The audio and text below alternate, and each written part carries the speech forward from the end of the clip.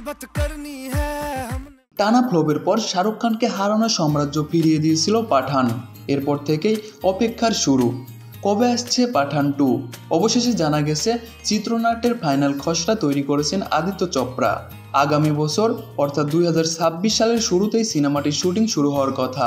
ভারতীয় এক বিনোদন ওয়েবসাইটের সূত্রের খবর এমন। জানা যাচ্ছে 2023 সালের মাঝামাঝি সময় থেকেই পাঠান 2-র চিত্রনাট্য নিয়ে কাজ করেছিলেন আদিত্য চোপড়া। সেই হিসেবে 1.5 বছরেরও বেশি সময় লাগলো চিত্রনাট্য শেষ হতে।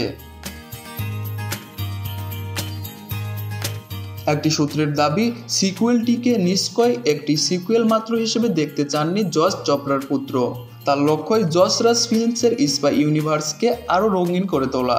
প্রথমে শোনা গিয়েছিল যশ রাজের স্পাই ইউনিভার্সে শাহরুখের প্রথম সিনেমার কাহিনী যিনি লিখেছিলেন সেই আব্বাস দ্বিতীয় সিনেমার গল্পও লিখেছেন।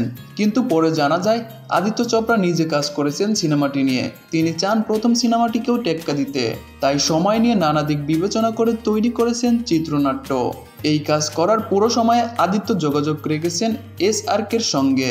শাহরুখ নাকি সিনেমার চিত্রনাট্য শুনে দারুণ উত্তেজিত। কিন্তু চিত্রনাট্য লেখার কাজ শেষ হলেও এখনও ঠিক হয়নি সিনেমাটি পরিচালনা কে করবেন। পাঠান নির্মাণ করেছিলেন সিদ্ধার্থ আনন্দ। এই মুহূর্তে এই নির্মাতা ব্যস্ত কিং সিনেমার কাজ নিয়ে। এপ্রিল মাস নাগাদ সিনেমাটির শুটিং শুরু হবে। তাহলে পাঠান 2-তে কে হবেন পরিচালক? আপাতত দুজন নির্মাতার নাম সামনে এসেছে। একজন বোমরাস্ত পরিচালক অয়ন মুখোপাধ্যায়। ওয়ার 2 সিনেমাটি নাকি তিনি দারুণ পরিচালনা করেছেন।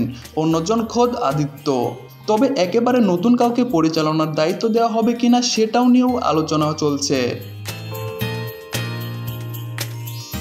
2025 সালের আগস্টে মুক্তি পেতে চলছে ওয়ার 2। যেহেতু স্পাই ইউনিভার্স, তাই পাঠান সম্ভবত স্ক্রিন শেয়ার করবেন কবির ঋত্বিক রোশনের সঙ্গে। অতিথি শিল্পীর ভূমিকায় শাহরুখকে দেখতে যে দর্শকরা উদ্বিগ্ন থাকবেন তা বলাই যায়। তবে দর্শকদের আসল অপেক্ষা থাকবে কিং ও পাঠান 2 নিয়ে। সো ভিউয়ার্স, আজকের ভিডিওটি কেমন লেগেছে তা অবশ্যই কমেন্ট করে জানাবেন। আর এখনো যারা চ্যানেলটি সাবস্ক্রাইব করেন নাই তারা অবশ্যই চ্যানেলটি সাবস্ক্রাইব করে আমাদের সাথেই থাকবেন। ধন্যবাদ।